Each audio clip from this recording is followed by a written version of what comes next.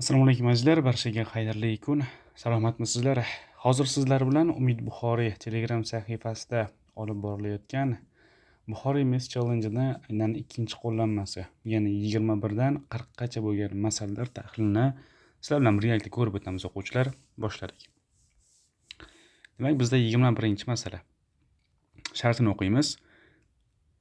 Rasmda bir qismi parabologik bo'lgan skateboard yo'lagining grafiki tasvirlangan. Bu yo'lakda uchayotgan Boburning turgan balandligi A nuqtasidan B nuqtasiga borganda vertikal tik yo'nalishda necha birlik masofaga o'zgaradi degan. Ya'ni bu nima degani? Qaranglar. Bu bamisoli xullas y o'qiga nisbatan o'zgarishini so'rayapti bu yoqda. Birinchi o'rinda mana shu grafikimizni tenglamasini so'raylik o'quvchilar. Xo'sh, bizani grafikimiz qaysi nuqtalardan o'tgan? O'zi bu parabola tenglamasini yozib olamiz birinchi o'rinda. Xo'sh. Parabola tenglamasi demak bizda y barobar ax kvadrat plus bx plus c bo'ladi. To'g'rimi? Xo'p, yaxshi. X teng 1 da o'zining minimum qiymatiga erishgan. Ya'ni bu degani x0 da 1 degani, to'g'rimi? Ya'ni minus b taqsim 2a teng o'quvchilar 1. Bundan kelib chiqadi b barobar minus 2. Endi x teng o'quvchilar qaranglar. X teng 0 da y-imiz minus 8 degan qiymatiga erishgan. Demak, bundan kelib chiqadi bu c bu. Ya'ni c ning qiymati bizda nechaga teng? Minus 8 ga teng. Yaxshi. Endi x teng minus 2 da 0 bo'lgan. Minus 2 ni qo'yamiz o'rniga. A ko'paytirish minus 2 ning qavs kvadrati plus b ko'paytirish minus 2 c ni o'rniga minus 8 qo'yamiz. Bu 0 ga teng. Demak, bu 4 ta a minus 2 ta b barobar 8 bo'lib qoladi o'quvchilar. Bizda mana bu tenglik ham bor o'quvchilar. Qo'yamiz mana. B barobar minus 2a. Ana endi ushbu ikkita tenglikdan biz a hamda b ni topamiz. Bunda b ni o'rniga minus 2 ni qo'yamiz. Demak, 4a plus 4a bo'lib qoladi, teng 8. Demak, 8 ta a barobar 8 bo'ladi, a ning qiymati 1 bo'ladi. Bundan kelib chiqadi o'quvchilar, b ning qiymati minus 2. Demak, mana bu yerda bu nuqtani demak y koordinatasi o'quvchilar minus 2 ga teng ekan. Xo'sh. Mana shu yerda biror joyda xato qildikmi deymanda. Xo'sh.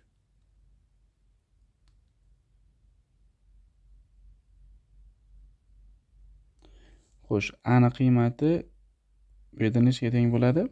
Bizda a ning qiymati 1, bu minus b ning qiymati minus 2. Kechirasizlar, bu yerda bitta narsani inobatga olmadim.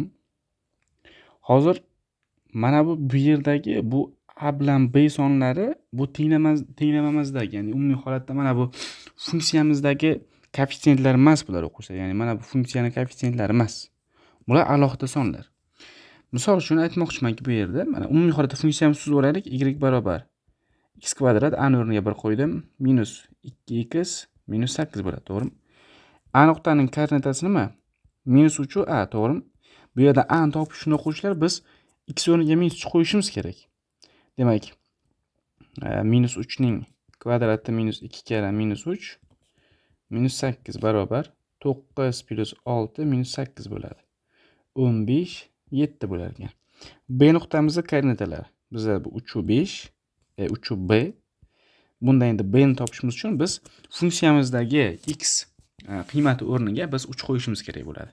Demak, bunda 3 kvadrati minus 2 karra 3 minus 8 barobar 9 minus 6 minus 8 bo'ladi o'quvchilar. Bu minus 5. Demak, mana bu nuqtamiz mana koordinatasi minus 5. Bu nuqtamiz demak y koordinatasi necha bo'ldi? 7 bo'ldi. Bizdan qaranglar mana. Vertikal tik yo'nalishda necha birlik masofaga o'zgardi? Ya'ni turgan o'rni qanchaga o'zgaradi? Bunda mana shu nuqtada mana tik yo'nalishda qanaqa o'zgardi? Bizaga misol uchun mana shuni a, buni deylik.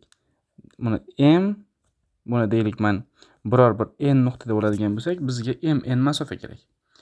mn masofa deylik. Bizda bu nimaga teng? 7 qo'shilgan modulda minus 5 ga teng. Bu 7 qo'shilgan 5 bo'ladi-da, demak o'ziga yarasha 12 ga teng bo'lib qoladi. To'g'ri javobimiz qaysi kalitda? B kalitda.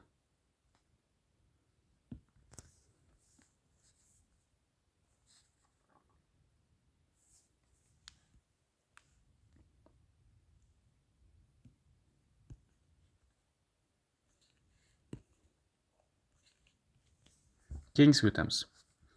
22-masala. 22-masalada ABC teng tomonli uchburchakning A, B hamda C uchlaridan tezliklari mos ravishda 3V, 4V hamda 5V bo'lgan 3 ta harakatlanuvchi rasmda ko'rsatilgan yo'nalishlarda harakatlana boshladi. Bu 3 ta harakatlanuvchi birinchi marta qayerda bir joyda uchrashadi? Demak, e'tibor beramiz. B nuqtamizdan 4V tezlik bilan bitta harakatlanuvchi, A nuqtamizdan 3V tezlik bilan bitta harakatlanuvchi hamda C dan ham bitta 5V tezlik bilan bitta harakatlanuvchi yo'lga chiqqan. Ular soat strelkasi yo'nalishida yuryapti. Shuni inobatga olishimiz kerak. Xo'sh, bu masalamiz uchun sal bir osonroq yechim beraman. Shu g'oya keldi, qarang. Hozir uchburchagimizni bu yerda muntazam dedi, teng tomonli. Har bitta tomonni V deb oladigan bo'lsam, deylik, misol uchun bu tomon uzunligi ham V, bu tomon uzunligi ham V, bu tomon uzunligi ham V. Hozir A dan chiqqan tezligi 3V bo'lgan harakatlanuvchi yana qaytib A nuqtaga kelishi uchun qancha vaqt ketadi? Masofa 3V bo'ladi, to'g'rimi? Taqsim 3V tezligi 1 soat vaqt ketadi. Xo'p, endi C dan chiqqan harakatlanuvchi A nuqtaga kelgancha qancha vaqt o'tadi? Qaranglar, B ga kelgancha V hozir 1 soatda qancha vaqt masofa bosib o'tadi? Misol uchun 5V tezlik bilan 1 soat yursa, bu qancha? 5V masofani bosib o'tadi, to'g'rimi? Xo'p, 5V degani 5V masofa bossa, u qaysi nuqtaga yetib boradi? Shuni topaylik. 5V masofa bosib o'tsa, B ga bitta V, A ga 2 ta, C ga 3 ta, B ga 4 ta, A ga yana 5 ta. Bu ham aynan shu nuqtaga kelyapti. 4-inchisi ham xuddi shunaqa. 3-inchisi, ya'ni B dan chiqqani 4V tezlik bilan agar 1 soat yuradigan bo'lsa, 4V masofa bosib o'tadi, to'g'rimi? 4V degani bu, demak, uchburchak bir marta aylanib chiqadi-da, yana bitta V yurib qo'yish kerak, to'g'rimi? O'sha yana bir marta V yurgan paytda A ga keladi bu ham. Uchalasi ham demak 1 soat ichida bir nuqtaga keldi hamda o'sha birinchi marta aynan o'sha A nuqtada uchrashadi. To'g'ri javobimiz A kalitda. 23-masala.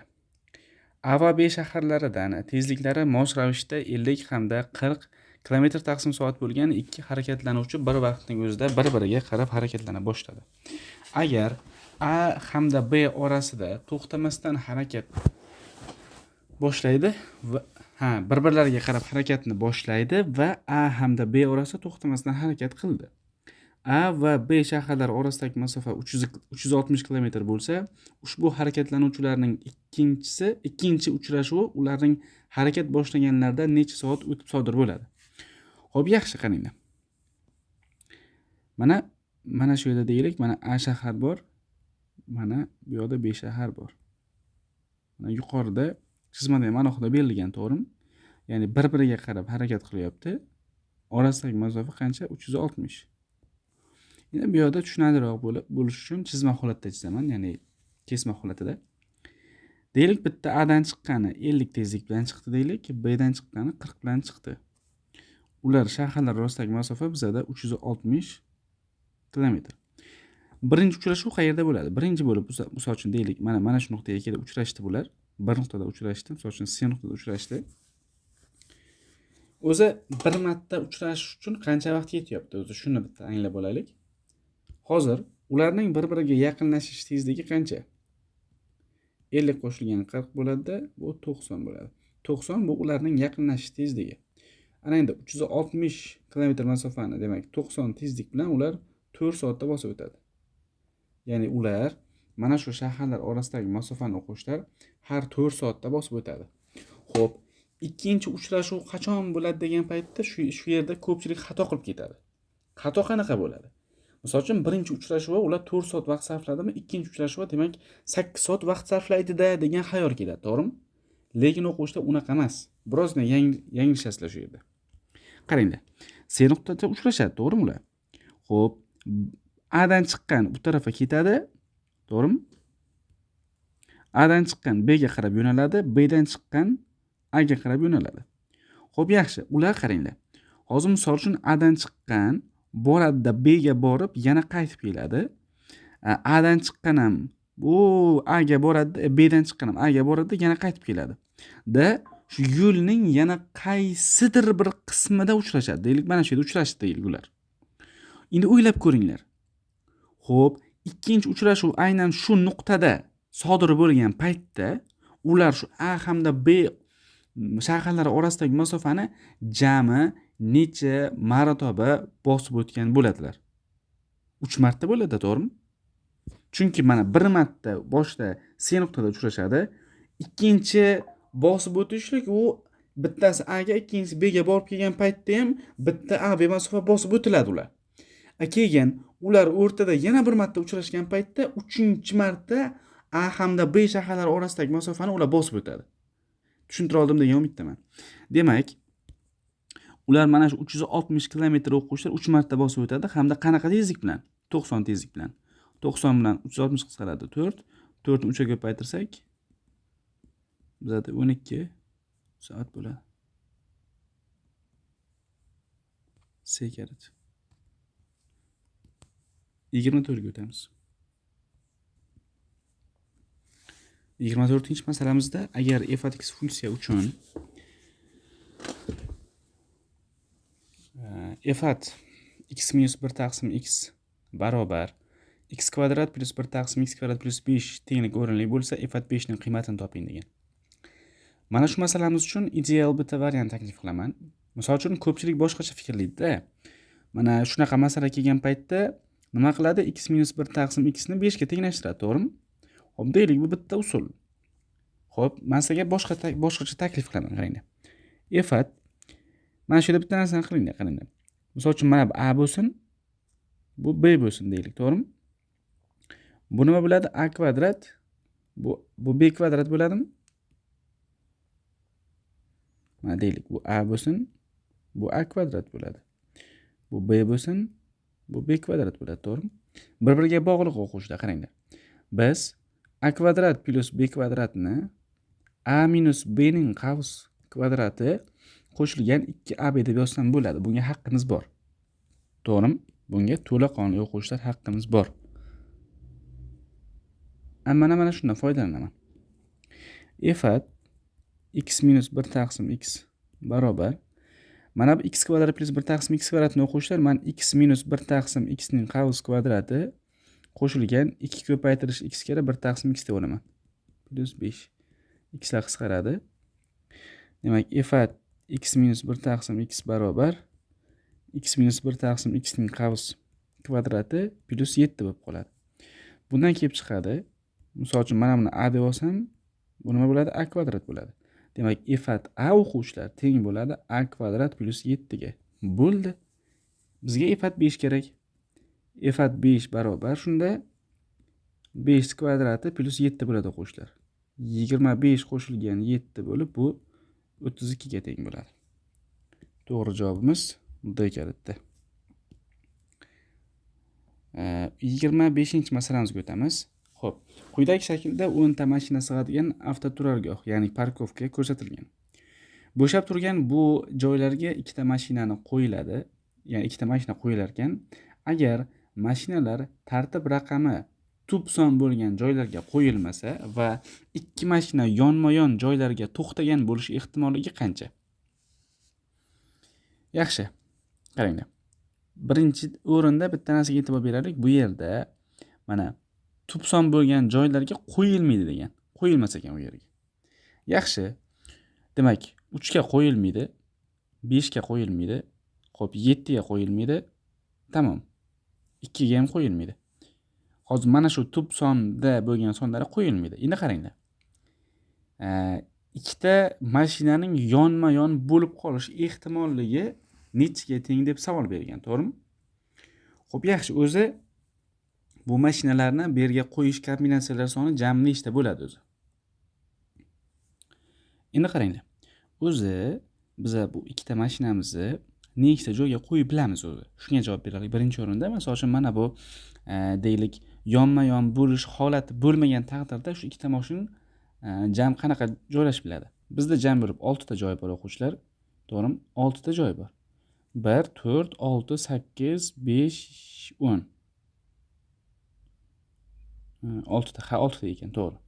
Endi qaranglar. Birinchi mashinani men 6 ta joyga qo'yib bilaman, ikkinchi mashinani 5 ta joyga qo'yib bilaman. Ya'ni bu mahrajda turgan ifoda bu ushbu mashinalarni biz qo'yib bilishimiz mumkin bo'lgan jami kombinatsiyalar soni bu. 30 ta holatda qo'yib bilamiz. Endi bizga aynan kerakli holat qaysi?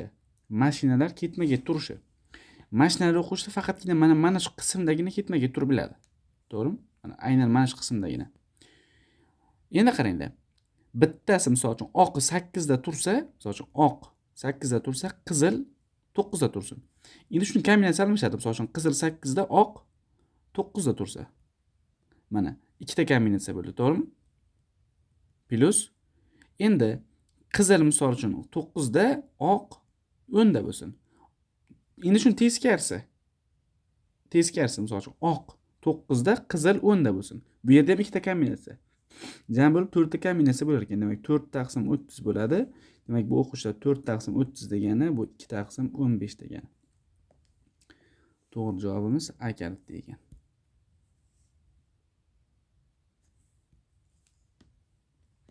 Yigirma oltinchi masala. 26 masalada ABC'da 4 burchakning, demak to'g'ri to'rtburchakning C hamda D uchlari mos ravishda y barobar 1 taqsim x hamda y barobar 2 ning x funksiyalarida yotadi. Demak, mana chizmada ko'rsatilgandek. C nuqta ordinatasining qanday qiymatida to'g'ri to'rtburchakning yuzasi eng katta bo'ladi deb savol bergan. Endi qaranglar nima qilamiz. Belgilash kiritamiz. Misol uchun, mana shu nuqtani koordinatasi ayni paytda A bo'lsin. Ya'ni C nuqtani bu ordinatasi A ga teng bo'lsin deb shart kiritamiz. Endi mana bu C nuqtamiz hozir ayni paytda y barobar 1 taqsim x ga tegib o'tgan, to'g'rimi? Demak 1 taqsim x barobar A bo'ladigan bo'lsa, x barobar nima bo'ladi? 1 taqsim A bo'ladimi? Demak mana bu nuqtaning koordinatasi 1 taqsim A bo'ladi. Xo'p, yaxshi. Endi 2 ning x-si bu nuqtaga tegib o'tgan, to'g'rimi? Grafiga D ga tegib o'tgan. Demak 2 ning x-si barobar A bo'ladigan bo'lsa, x barobar nima bo'ladi? Logaritm 2 asosga ko'ra A bo'ladi. Demak, buni qiymati logaritm 2 asosga ko'ra A. Lekin bu yerda bitta narsaga e'tibor beramiz, bu manfiy son ayni paytda. Chunki bu x o'qidan y o'qidan chap tarafda yozibdi. Endi ushbu to'g'ri to'rtburchak yuzasini topamiz. S barobar bir tomoni A ga teng, to'g'rimi? Mana bu tomon uzunligi A. Ikkinchi tomon uzunligichi 1 taqsim A ayrilgan emas, o'zi qo'shilgan modulda logaritm 2 asosga ko'ra A ga tengda, to'g'rimi? Bu manfiy bo'lgani uchun mana bu masofa shuni men musbat qilib yubordim-da, ya'ni modulga olib. Demak, A ko'paytirish bu 1 taqsim A ayrilgan nima bo'ladi? Logaritm 2 asosga ko'ra A bo'ladi, qo'shlar. Buni hisoblaydigan bo'lsak, xo'p, 1 ayrilgan A kira logaritm 2 asosga ko'ra A bo'ladi. Endi bu yuzamiz eng katta bo'lishi uchun buni xoslasi 0 ga teng bo'lishi kerak. Xosla olaman o'quvchilar. 1 minus A kira logaritm 2 asosga ko'ra A dan hosila. Xo'sh, ketdi, bu 1 o'zi chiqib ketadi. Minus A dan hosila 1 kira logaritm 2 asosga ko'ra A. Xo'p, mana shuni qavs olaylik. Plus endi A kira logaritm 2 asosga ko'ra A dan hosila. Bu 1 taqsim A kira ln 2 bo'ladimi? A qisqaradi. Barobar. Davom ettiraman. Minusda logaritm 2 asosga ko'ra A minus 1 taqsim ln 2 teng 0 bo'lib qoladi. Xo'p, ln 2 ga ko'paytirib yuboraman. Mana ln 2 ko'paytirish logaritm 2 asosga ko'ra A plus 1 teng 0. To'g'rimi? Endi qaranglar. Xo'sh. ln 2 ko'paytirish ln 2 ko'paytirish. Mana bu logaritm 2 asosga ko'ra a ni men ln a taqsim ln 2 desam bo'ladi. Bunga haqqimiz bor. ln 2 lar qisqaradi bu yerda o'quvchilar. Xo'sh, shunda ln a qo'shilgan 1 teng 0 bo'ladi. Demak, ln a barobar -1 bo'ladi. Bundan kelib chiqadi. A ni qiymati bizda nima bo'ladi? Mana bundan kelib chiqadi. A ni qiymati teng bo'ladi 1 taqsim y ga. Demak, xo'sh, bu yerda nimada xato qildik? Nimada xato qildikki, bu yerda bu 1 taqsim y bo'lib qoldi.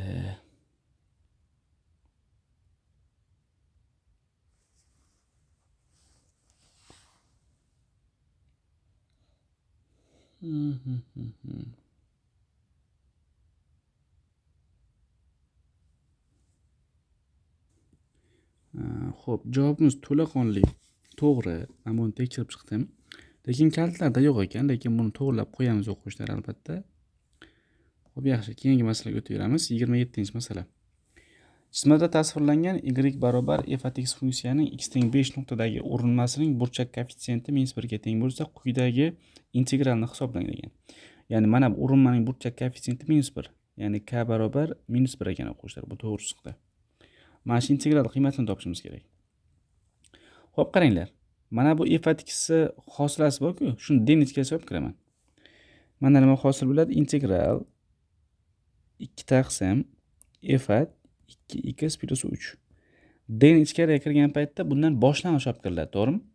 Xo'p, f at x hosilasidan o'zi f at 2x o'zi chiqadi, to'g'rimi? O'zi qoladi. Kara 1 taqsim 2 bo'ladi lekin, to'g'rimi? Mana bu ichidagi koeffitsiyentni bo'lib yuborish kerak.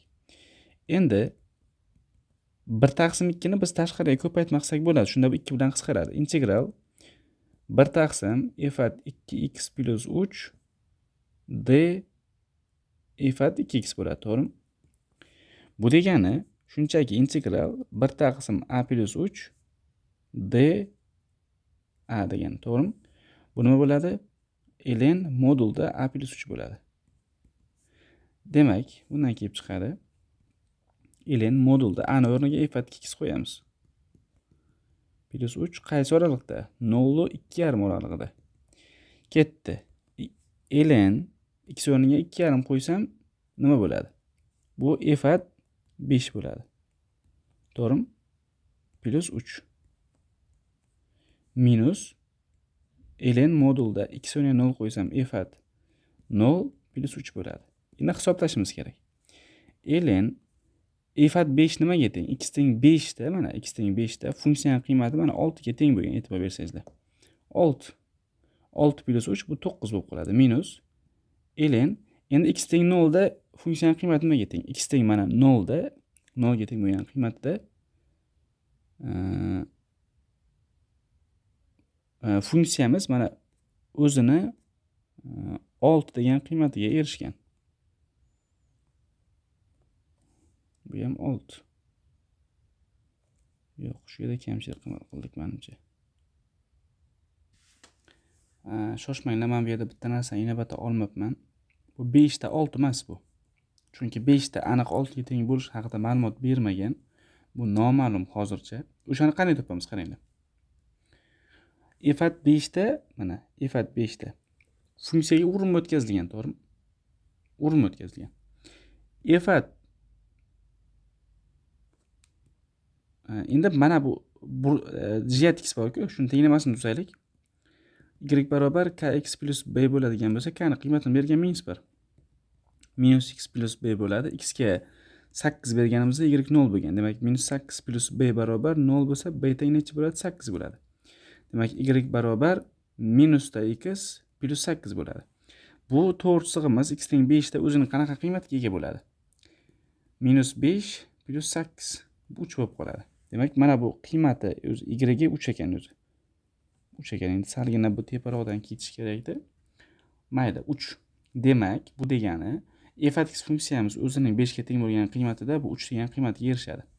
Demak, bu ln 6 bo'lib qoladi. Minus f at 0 da bu 6 ga teng, bu ln 9 bo'lib qoladi. Bu degani ln 6 taqsim 9 bo'lib qoladi-da, ln 2 taqsim 3. To'g'ri javobimiz A kalitda. 28-masala.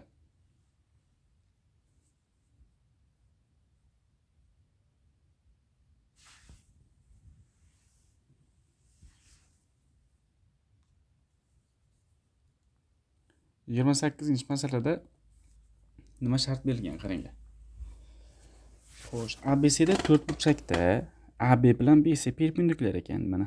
AB bilan BC perpendikulyar, yaxshi. ADC 165, yaxshi. BCD 45, BCD 45, yaxshi. Hamda CD 362, AD 8 bo'lsa, AB tomon uzunligini toping deyilgan. Yaxshi, x topishimiz kerak. Qaranglar, bitta osonroq variant aytaman. Mana bu CD borki, o'shani men oxirigacha davom ettiraman.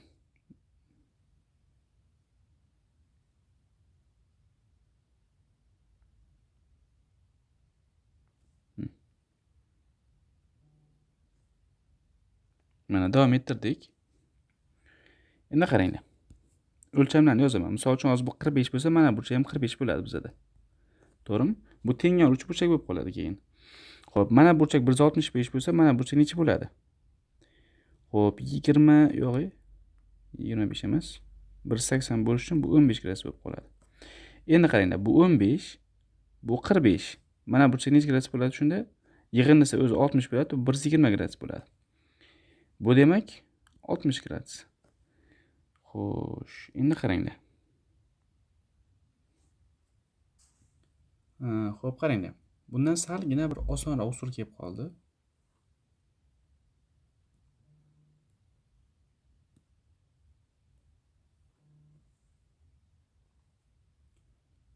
Xo'sh, burchaklarni menimcha topishni tushundingizlar, to'g'rimi? Men qanaqa topganim. Xullas, yuqorida ko'rdik.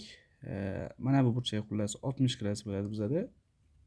Chunki o'zi 4 burchaklar, ichki burchaklar yig'indisidan topsak ham bo'laveradi o'zi buni. Bitta ish qilaman. D nuqtadan bitta barani tushiraman. Shunda mana bu ham 45 bo'ladi. Shunda bu teng yonli to'g'ri burchak 3 burchak bo'ladi. Shunda har biri 3 dan bo'ladim. Endi D nuqtadan mana bu AB ga perpendikulyar tushiraman. Xo'p, mana bu 30 gradus bo'ladi, to'g'rimi? 30 gradus qarshisidagi katet, mana bu katet, mana bu gipotenuzani yarmiga teng. Gipotenuzamiz 8 bo'lsa, bu 4 bo'ladi. Mana bu Y deb oladigan bo'lsak, DY ni qiymati o'quvchilar mana bu mana masofa bilan bir xil. Ya'ni bu ham 3. Bundan kelib chiqadi x barobar o'quvchilar 7 bo'lib qoladi. To'g'ri javobimiz D kalitda ekan. 29 ga o'tamiz. 29-masalamizda bizda demak ushbu qismi berilgan. X kvadrat qo'shilgan, demak y minus 6 ni kvadrat barobar 4 hamda x minus 4 kvadrati plus y minus b ni kvadrati barobar r kvadrat aylana tenglamalari yordamida mos ravishda markazlari A hamda B nuqtalari bo'lgan aylanalar chizildi. Yaxshi, demak birinchisi A nuqtaniki, ikkinchisi B nuqtaniki. Xo'p, qaranglar, belgilab olaylik. Hozir mana bu tenglamaga ko'ra 0,6 nuqta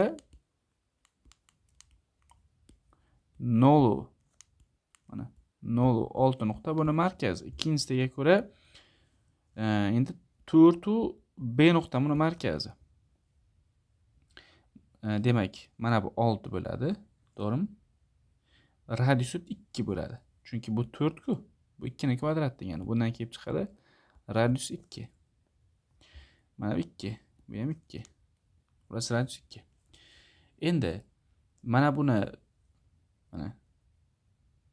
mana bu yeri 4, lekin y noma'lum. Tushunarli? Bu 4, lekin y bu B degani bu. Xo'p, radiusini ham aytmagan, nechiga tengligi. Savol berilgan. D to'g'ri chiziq A va B nuqtalaridan o'tsa, bu to'g'ri chiziq x o'qini qaysi nuqtada kesib o'tadi? Ya'ni mana bu nuqtani koordinatasini topishimiz kerak. Xo'sh, qaranglar. Buni r deb olsak, bu ham r bo'ladi. Yo'q, keldi fikr, qaranglar. Hozir bu masofa B bo'lsa, mana buni radiusi ham B bo'ladimi? Bu ham b bo'ladi, bu ham b bo'ladi. Yaxshi g'oya kelib qoldi. Demak, endi qaranglar, mana bu 4 bo'lsa, mana bu ham 4 bo'ladi. Buni ham inobatga olishimiz kerak. Demak, jamisi mana bu 6, mana bu yergacha demak b bo'lsa, demak mana bu masofa 6 minus b bo'ladi. Pifagor qilamiz, qaranglar. Mana bu ham 2. Mana buni y nuqta deb oladigan bo'lsam, uchburchak, qaranglar mana. Uchburchak a, y, b uchun Pifagor teoremasini qo'llayman. Bunda 6 minus b ning qavs kvadrati qo'shilgan 4 ning kvadrati teng bo'lishi kerak 2 plus b ning qavs kvadratiga. Xo'p, 36 minus 12 ta b plus b ning kvadrati qo'shilgan 16 barobar 4 qo'shilgan 4 ta b qo'shilgan b kvadrat bo'ladi. B kvadratlar qisqaradi bunda. Xo'p, 36 ga 16 ni qo'shsak 52 barobar 4 qo'shilgan minus 12 b ni o'ng tarafga olib o'tsak, bu 16 ta b bo'ladi. 16 ta b barobar 48 bo'lib qoladi. Demak, b ni topsak 3 bo'ladi. Xo'p, yaxshi, b ni topdik. B 3 bo'lsa o'quvchilar, bu bizga nima ma'lumot beradi? Qaranglar.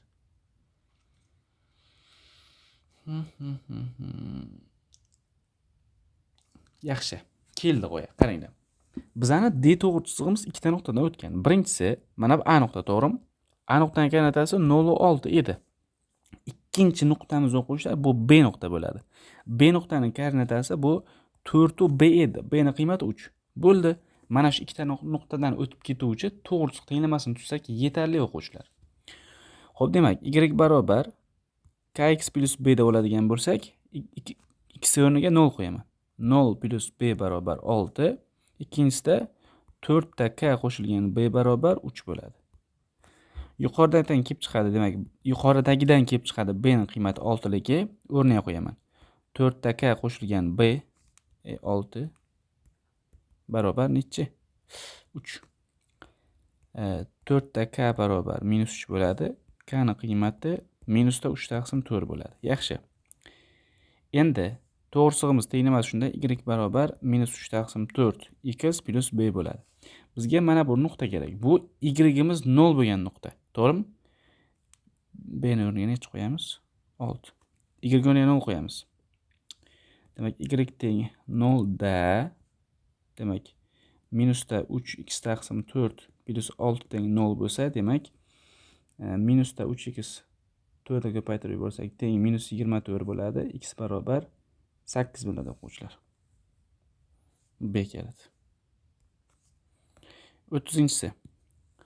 Xo'ja Nasriddin qo'lida ushlab turgan chelak yordamida suv to'ldirilgan bochkani to'ldirmoqchi. Bunda bochkani diametri 80 cm va chelakning diametri esa 20 cm. Rasmda berilgan ma'lumotlarga ko'ra suv bochkasini to'ldirish uchun necha chelak suv kerak bo'ladi? Yaxshi. E'tibor beramiz, bochkamiz ham, chelagimiz ham silindrsimon shaklda o'quvchilar. Har birini hajmini topaman. Silindrimizda demak, o'zi hajmi S asos kari balandligi bo'ladi, to'g'rimi? Xo'p, buni hajmini topamiz. V1 barobar, xo'p, S asos pi kari r kvadrat, radiusi 40. 40 kvadrat kari balandligi 120. Xo'p, V2 ni topamiz endi. V2 degani bu chelagi nimasi? Hajmi. Pi kari 10 ning kvadrati, chunki asosdagi aylananing radiusi 10 kari balandlik 40. Xo'sh, yuqoridagisi qaranglar. Qisqa hisoblab o'tirmanglar, chunki vaqt ketadi. Bizga xullas nima kerak o'zi? Mana bu idishcha hajmiga, ya'ni V1 chelagi hajmiga nisbati kerak. Bu pi ko'paytirish 1600 kari 120 bo'ladi, taqsim pi kari keyingisi 100 kari 40 bo'ladi. Bu ikkitasi qisqaradida 16 hosil bo'ladi, bu ikkitasi qisqaradida 3 hosil bo'ladi. Pilar qisqaradi. 16 ni 3 ga ko'paytirsak bizda 48. Demak, 48 ta chelak kerak bo'ladi. Ya'ni 48 marta solishimiz kerak bo'ladi. To'g'ri javobimiz D keladi. 31. A idishda ustiga 2, 3 va 4 sonlari yozilgan 3 ta bir xil sharlar bor. B idishda esa ustiga 5, 6, 7 hamda 8 sonlari yozilgan 4 ta bir xil shar bor. Bu idishlarning istalgan biridan tasodifiy shar olinganda ustidagi son juft son bo'lishi ehtimolligi qancha? Xo'p, yaxshi, qaranglar. Birinchi o'rinda mana oldimizda ikkita stakan turibdi. Ikkita idish turibdi.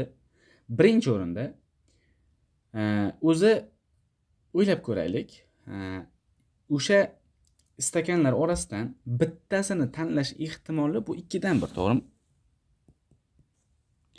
Misol uchun qani yanada boshqacharoq tushuntiraymi? Misol uchun men tanlagan stakan A sharcha bo'lsa, A stakan bo'lsa, A stakanni tanlash ehtimolligim nechi? 2 dan 1 da, chunki menda 2 ta stakan bor. Ko'paytirish. Endi A sharcha ichidan mana A stakan ichida o'zi 3 ta sharcha bor. 3 ta sharcha orasidan aynan juft son chiqish ehtimolligi 2 ta. Chunki bizda 2 hamda 4 bor xolos-da, to'g'rimi? Qisqaradi 1/3. Ya'ni A ni o'zidan chiqish ehtimolligi bu 1/3 ekan. Xo'p, B dan chiqishi. Birinchi o'rinda men B idishimni o'zini tanlash ehtimolligim o'zi 2 dan 1. Ko'paytirish. Unda 4 ta sharcha bor, ular orasidan ikkitasi juft. 2 qisqarsa bu 1/4. Juft chiqish ehtimoli degan. Endi ikkitasini qo'shamiz. 1/3 qo'shilgan 1/4. Bunga 4, bunga 3 beramiz. 7/12. 32-masala. n shunaqangi ifoda ekanki, o'quvchilar qaranglar. Agar n sonimiz bu yerda tub son bo'ladigan bo'lsa, ushbu ketma-ketligi tenglamasi, demak n-2 taqsim n ko'rinishini olar ekan. Agar n'imiz tub son bo'lmasa, ya'ni tub sondan farqli son bo'ladigan bo'lsa, shunchaki uni qiymati 2 bo'lar ekan. Bizaga A4 plus A5 qiymati kerak. Ketdi. A4 topaman. A4 bu yerda mana 4 juft son emas, tub emas. Ikkinchi holatda tushadi. Bu 2 demak. A5 topaman. Yuqoridagisiga tushadi, to'g'rimi bu? Chunki tub son bo'lsa degan. Demak bu 5 minus 2 taqsim 5 bo'lib qoladi. 3 taqsim 5. Bizaga nima kerak o'quvchilar? A4 qo'shilgan A5 qiymati kerak. Demak 2 qo'shilgan bu nima bo'ladi? 3 taqsim 5 bo'ladi o'quvchilar. Bu 13 taqsim 5. To'g'ri javobimiz A kalitda. 33. Javonda 3 ta fizika, 5 ta matematika va 2 ta kimyo kitobi bor. Ushbu javondan qaytarib qo'ymasdan tasodifiy tarzda ketma-ket 3 ta kitob tanlandi. Qaranglar. Qaytarib qo'ymayapti. 3 ta ketma-ket kitob olyapti. Misol uchun bitta oldi, keyingisi undan keyingi kitob bo'ladi, uchinchisi undan ham keyingi kitob bo'ladi. Tushunarli-a? Tanlangan 3 ta kitobning matematika, fizika va kimyo tartibda chiqish ehtimolligini toping deb savol bergan. Bizda o'zi qaranglar. 3 ta fizika, 5 ta matematika hamda 2 ta kimyo bor. Yaxshi. Demak, 3 ta kitobni ketma-ket tanlagan paytimizda qanaqa tarzda degan? Matematika, fizika hamda kimyo tartibi.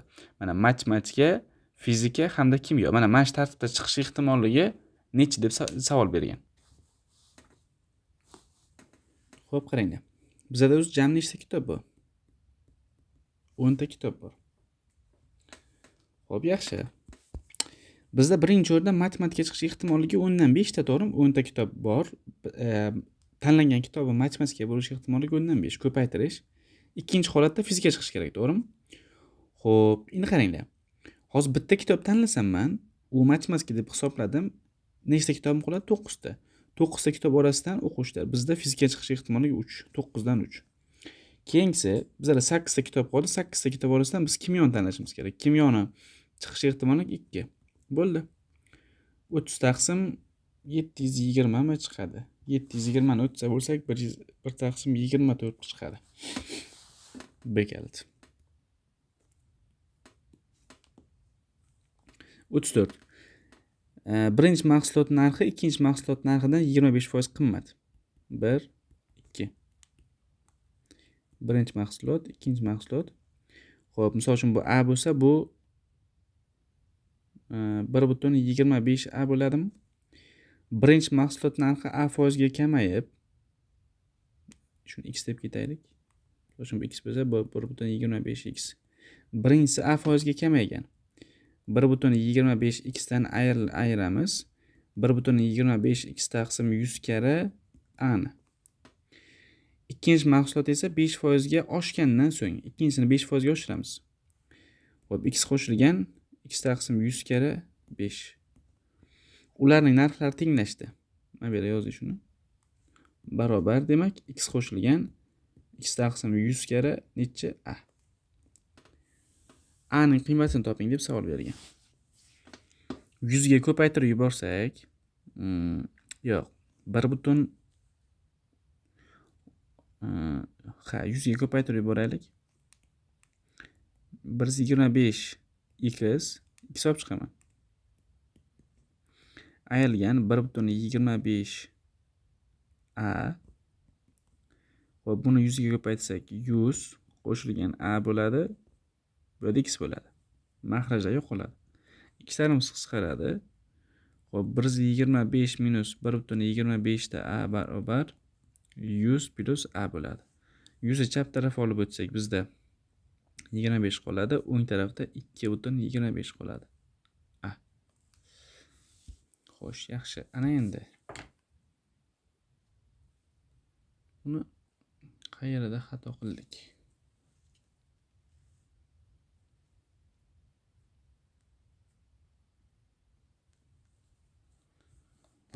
Birinchi mahsulot narxi ikkinchi mahsulot narxidan 25% qimmat. Ana shu yerda xato qildik menimcha, qaranglar. Mana birinchi mahsulot tanladik, mana ikkinchi. Hozir birinchi mahsulot ikkinchi mahsulotdan 25% qimmat. Misol uchun bu x bo'lsa, bu menimcha 0.75x deb olishimiz kerak. Shuni o'zi narxidan 25% qimmat, arzonroqda bu. Endi birinchi mahsulot narxi a foizga kamaydi. X dan ayiramiz, x taqsim 100 kara a ni. Ikkinchisini 5 a foizga oshiramiz. 0.75 a qo'shilgan 0.75 a taqsim 100 kara x o'quvchilar. Kechirasizlar. X kara a ni. X qisqarib ketadi, 100 ga ko'paytiraman. 100 minus a barobar bu yoqda 75 qo'shilgan 0.75 a bo'lib qoladi. Xo'p, 25 bo'ladi. Bu yerda 1.75 a bo'lib qolyapti. Xo'sh, bu yerda qayerdadir xato qilyapmiz-da.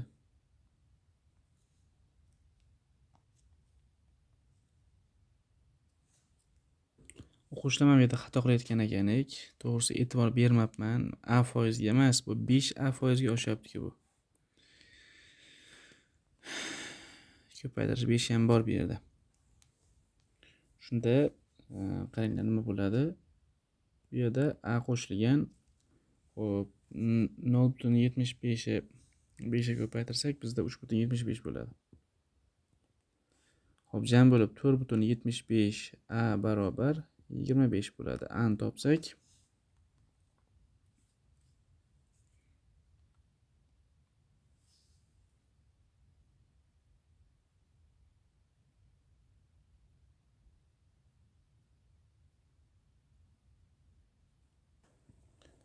o'zi birinchi tanlaganimiz o'zi to'g'ri ekan o'zi.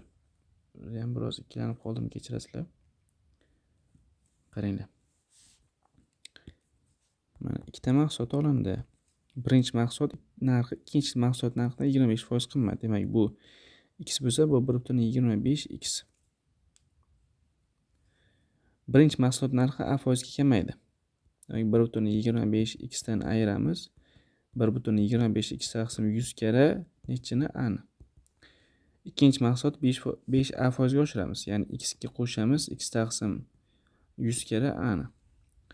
Xo'p, demak 100 ga ko'paytiramiz. 125 minus 1.25 a barobar 100 qo'shilgan a. Xo'p, demak 25 barobar bu 5 a bu. Yana xato qildik, 5 a barobar 6.25 a bo'ladi. Bu yerdan a ni topsak 4 bo'ladi. To'g'ri javobimiz B kalitda. Xo'p, keyingisi 25. Orolda jami bo'lib 40 ta rostgo'y hamda yolg'onchilar yashar edi. Rostgo'y hamda yolg'onchi. Bu x bo'lsa, bu 40, minus x bo'ladi. Oroldan bir qancha yolg'onchilar ko'chib ketdi. Misol uchun ata yolg'onchi ketgan va ketganlardan 2 marta ko'p rostgo'ylar ko'chib keldi. 2 ata rostgo'y keldi. Shundan so'ng oroldagi yolg'onchilar soni rostgo'ylar sonidan 2 marta ko'p bo'ldi. 2 ko'paytirish x plus 2a, ya'ni rostgo'ylar 2 marta 2 ga ko'paytirganimiz yolg'onchilarga teng bo'ladi. 40 minus x minus a. Xo'p, 2x qo'shilgan 4 ta a barobar 40 minus x minus a bo'ladi. 3 ta x qo'shilgan 5 ta a barobar 40. Endi qaranglar. Bu yerdan 5a ni topsam 40 minus 3x bo'ladi. 5 ga bo'lib yuboraman. A barobar 8 ayrilgan 3x taqsim 5 bo'ladi. Endi qaranglar, bu yerda x ham natural son, a ham natural son, chunki u odamlar sonida. Endi a natural bo'lish uchun x 5 karalisi bo'lish kerak. Variant beraman, qaranglar. X teng 5 bo'lsa, a nima bo'ladi? X teng 5 bo'lsa, bu 8 dan 3 ayiramiz, 5 bo'lib qoladi bu ham. Xo'p, x 10 bo'lsa, misol uchun, to'g'rimi? 10 bo'lsa nima bo'ladi? Bu 8 dan 6 ni ayiramiz, misol uchun x teng 10 bo'lsa, a ni qiymati nima bo'ladi? 10 bo'lsa 10 taqsim 5 2, 2 kira 3 6, ayirsak 2 bo'lib qolar ekan. Endi 15 holat bo'lmaydi, chunki 15 qo'ysam bu 9 bo'ladi, 8 dan 9 ayirsak -1 bo'lib qoladi. Demak, ikkita holat bo'ldi. X dan 5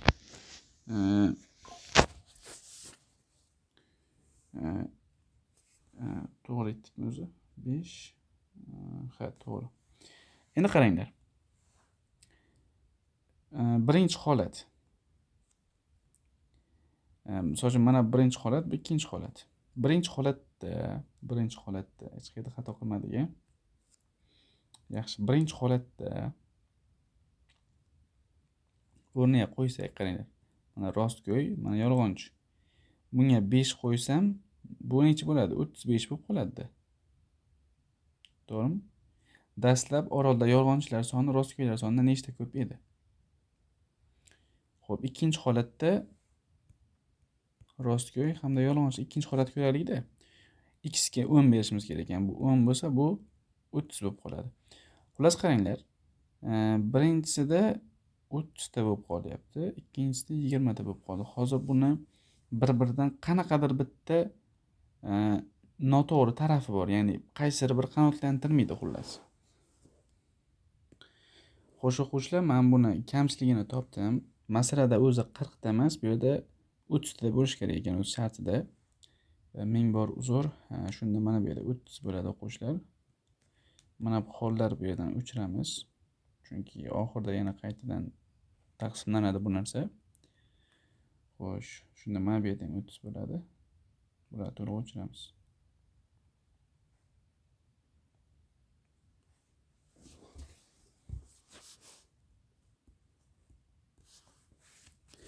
Yaxshi, demak 3x qo'shilgan 5 ta a barobar 30.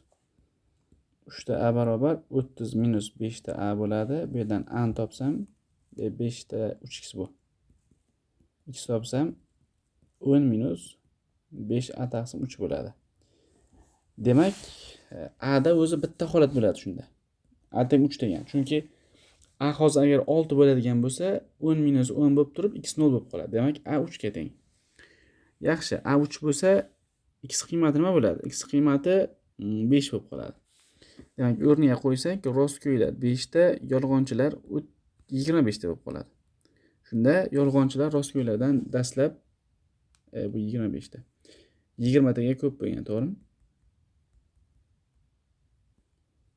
A kalit.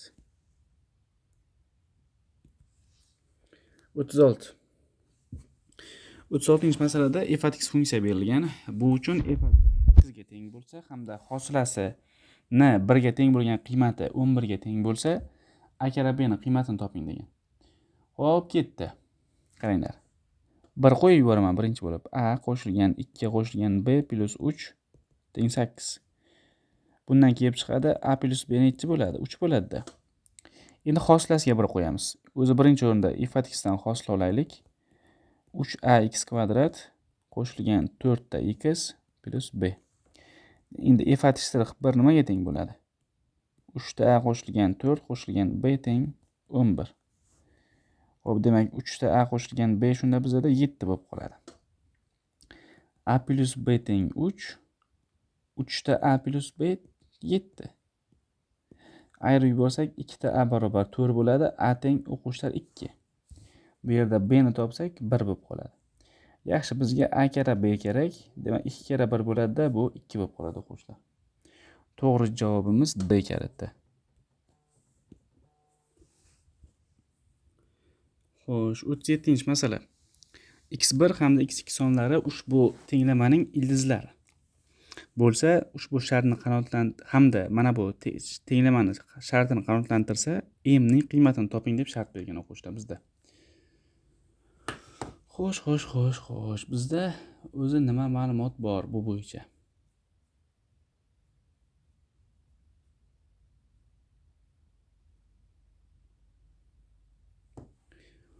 Hozir bu yerda x1 plus x2 6 ga x1 ko'paygan x2 barobar m minus 2 ga teng v teoremasiga ko'ra, mana bu tenglamaga ko'ra, to'g'rimi?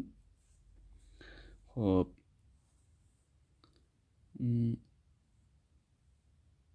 Endi qaranglar, hozir mana bu ikkinchi shartni ham qanoatlantiradi dedi. x1 kvadrati plus 6 ta x2 plus 2 ta m minus 3 teng 0. Endi tenglamani ildizlari buni qanoatlantirsa, demak x2 ni qo'ysam mabodo, mana x2 ni kvadrati qo'shilgan 6 ta x1 bo'ladi plus 2 ta m minus 3 teng 0 ham qanoatlanadi demak. To'g'rimi? Qo'shib yuborsam x1 kvadrati plus x2 ni kvadrati xo'sh, qo'shilgan, qaranglar, 6 kara x1 plus x2 qo'shilgan 2 kara 2 ta m minus 3 teng 0. Mana buni x1 plus x2 ning qavs kvadrati minus 2 ta x1 kara x2 desam bo'ladi, plus 6 kara bu yig'indisi o'zi 6 ga teng, plus bu 4 ta m minus 6 bo'lib qoladi. Bu o'zi 6, 36 ayalgan 2 kara ko'paytmasi nimaga teng? M minus 2 ga teng. Qo'shilgan 36, qo'shilgan 4 ta m minus 6 teng 0. Xo'p, qaranglar, 36 ga 36 bo'lsa 72, 72 dan 6 ni ayirsak 66 minus 2 ta m plus 4 ta m teng 0. Xo'p, yaxshi, 66 ga 4 qo'shsak 70 barobar bu minus 2 ta m bo'lib qolar ekan. M ni topsam minusda 35 bo'ladi. C kaliti.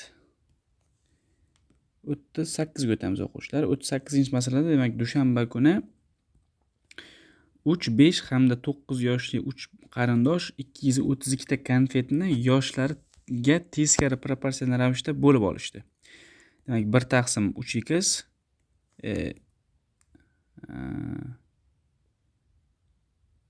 1 taqsim 3x qo'shilgan 1 taqsim 5x qo'shilgan 1 taqsim 9x teng 232 da, to'g'rimi? Bu birinchi bo'laniki, bu ikkinchi bo'laniki, bu uchinchi bo'laniki. Xo'sh, qaranglar. Umumiy maxraj.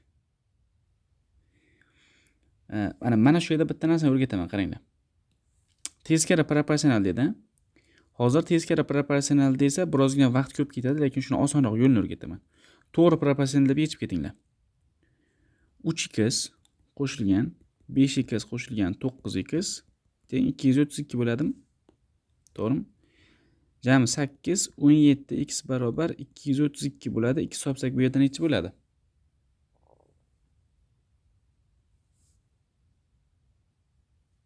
Xato qilmadikmi?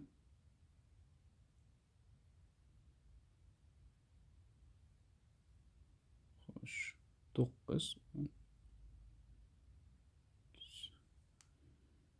lekin to'g'ri chiqish kerak. 8, 17. Hozir birinchi bola, ikkinchi bola, uchinchi bola. Bu 1 taqsim 3x bo'lsin, bu 1 taqsim 5x, bu 1 taqsim 9x bo'lsin. Xo'p, mayli, teskari proporsional bo'lib oldi ham deylik. 1 taqsim 3x qo'shilgan, 1 taqsim 5x qo'shilgan, 1 taqsim 9x. 232. Endi qaranglar, mana tenglamani yechamiz. Bu tenglamani yechsak, qaranglar, x nima chiqadi? Xo'p, hozir men yechib ko'raman buni. Bu 360 chiqar ekan o'quvchilar, x barobar. Xo'p, yaxshi. Demak, birinchisida 120 ta, ikkinchisida 72 ta, uchinchisida 40 ta bo'ladi, to'g'rimi? Shunaqa nisbatda bo'linadi bu. Endi seshanba kuni, mana seshanba kuni yosh kattasi konfet olishga kelmadi. Demak, birinchi bilan ikkinchi bola kelgan, faqat yoshlar kichkinalar. Hamda bular yoshlarga to'g'ri proporsional qilib taqsimlaganlar. Demak, bular 3x hamda 5x holatda taqsimlagan, jami nechtani? Jami 232 tani. Jami 8x bo'ladi, barobar 232. X topsak necha bo'ladi? 29. Adashmasam agar, to'g'rimi? Yo'q. 16. Ha, to'g'ri, 29. Demak, 3 ga ko'paytirsak bu 27, 2 bilan 87 ta, hamda 5 ga ko'paytirsak 45, 95. Savol bergan. Eng kichik bola seshanba kuni dushanba kunidan nechta kam konfet oldi? Xo'p, qaranglar. Dushanba kuni 120 ta olgan, seshanba kuni 87 ta olgan. Qancha kam oldi degan? 120 dan 87 ni ayiradigan bo'lsak, xo'p, 3 33 ta kam olgan bo'ladi. To'g'ri javobimiz B katta. 39-masala. A va B ning qanday qiymatlarida 5 va 1 sonlar juftligi ushbu tenglamalar sistemasining yechimi bo'ladi degan. Ya'ni x teng 5, y teng 1 ushbu tenglamalar sistemasini qanoatlantiradi degan. X o'rniga 5, y o'rniga 1 qo'yamiz o'quvchilar. 10 ta A minus 3 ta B barobar 14. Xo'p, 20 ta A minus 5 ta B barobar 30 bo'ladi. Yechamiz endi. Buni 2 ga ko'paytiraman. Xo'p, 20 ta A minus 6 ta B barobar 28. 20 ta A minus 5 ta B barobar 30. Yuqoridan pastni ayirib yuboradigan bo'lsak, bu minus ta B bo'ladi bu yerda. Bu yerda minus 2 bo'ladi. B teng 2 demak. A ni topamiz ana endi. 10 ta A minus 6 teng 14. 10 ta A barobar 20 bo'ladi. A ni topsak 2 bo'ladi. Demak, A teng 2, B teng 2. A javob. Va nihoyat 40-masala.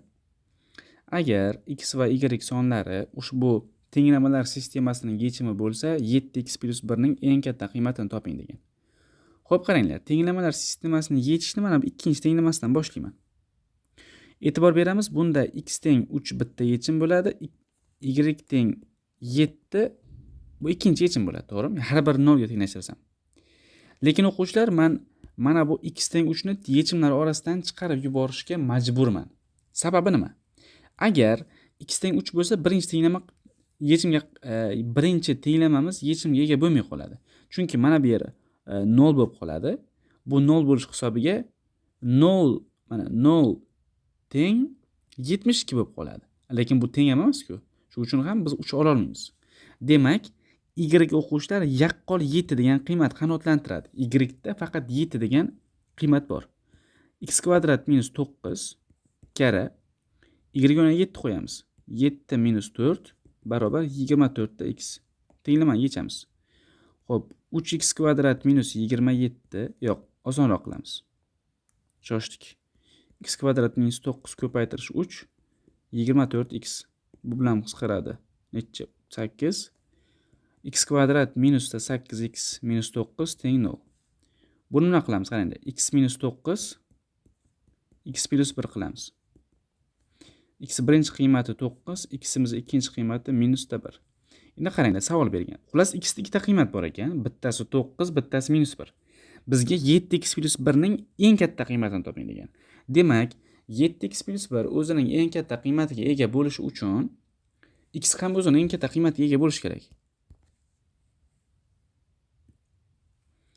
Mana 9 degan qiymatini qabul qilamiz bu yerda. 7 ko'paytirish 9 plus 1. 64. To'g'ri javobimiz A kaliti. Xo'sh, mana ikkinchi qo'llamamizning ham yechimlarini sizlar bilan ko'rib chiqdik. Alloh manfaatli qilsin. Keyingi darsliklarda ko'rishguncha xayr. Salomat bo'ling.